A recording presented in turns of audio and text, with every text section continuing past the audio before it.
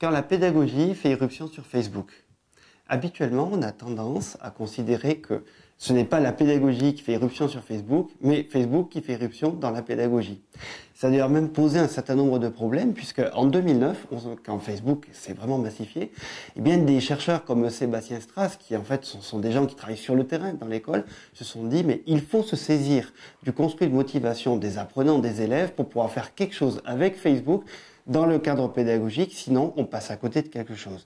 D'où la question a été, qu'est-ce qu'on peut bien faire avec ça? On s'est demandé à plusieurs, à l'université de Perpignan entre autres, quelles étaient les différentes façons d'utiliser ce nouveau média. Alors on a d'abord observé comment est-ce que les jeunes eux-mêmes, et les moins jeunes d'ailleurs, l'utilisaient dans le cadre de la formation, dans le cadre des DU et en formation initiale.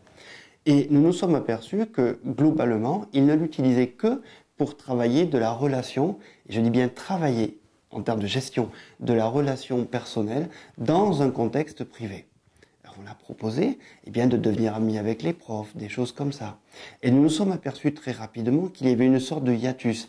Ils n'appréciaient pas forcément de mélanger l'espace professionnel avec l'espace privé. Et simultanément, ils ont trouvé ça très pratique. Alors on a cherché à cette fois-ci l'institutionnaliser, à le faire réellement, à le vouloir dès le début d'une formation, à l'imposer. C'est-à-dire qu'on a dit à des personnes qui se sont inscrites dans un DU, nous aurons Facebook comme plateforme de formation. Ah bon? Nous avons testé. Donc tous les apprenants n'étaient pas connectés à Facebook, ils se sont connectés, ils ont ouvert des comptes, etc. Et nous avons regardé ce que ça donnait. Alors, les constats sont les suivants. Alors, il faut bien préciser que c'est un diplôme d'université qui rassemble des personnes de tous les âges, c'est-à-dire en gros de 18 à 54 ans. Il n'y a pas de contrainte de diplôme, et là nous sommes donc dans un espace relativement libre, et c'est la première année d'existence du diplôme.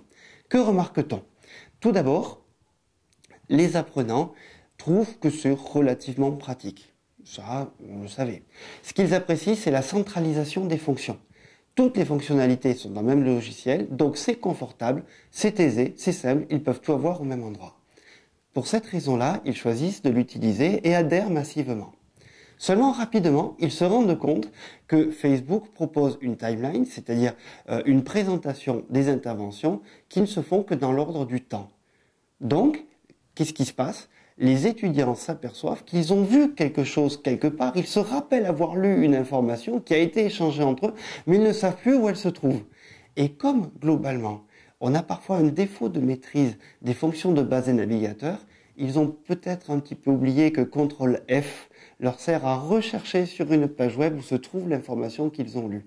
Et donc, ils s'aperçoivent très rapidement qu'ils ont des difficultés à retrouver l'information qu'ils cherchent. Donc, que font-ils? Eh bien, ils cherchent une autre plateforme de formation. Ils en testent des privés, gratuits jusqu'à 10 comptes, etc. Et un jour, ils découvrent l'ENT. L'ENT de l'université. Donc, ils essaient, ils ne le connaissaient pas forcément, c'est intéressant d'ailleurs. Ils ont parfois testé un peu avant, ils l'ont un petit peu découvert au moment des notes pour connaître leurs résultats. Et tous, unanimes, disent l'ENT ne convient pas comme plateforme de formation. Pourquoi? Parce que l'interface est trop aride, parce que ce n'est pas adapté, parce que c'est trop sec, parce qu'il manque de fonctions, il n'y a pas de chat, etc. Donc finalement, ils reviennent à Facebook, faute de mieux, et en fin d'année, vont l'adopter comme plateforme collaborative. Ce qui est très intéressant maintenant, c'est que cette plateforme va durer dans le temps après la fin du diplôme.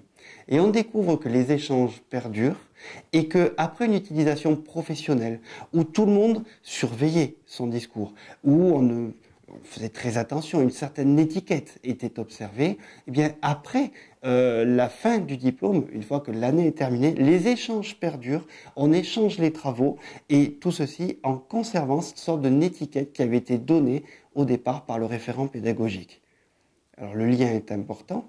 Le référent pédagogique, au départ, a proposé Facebook comme plateforme de formation. Il l'avait limite imposée.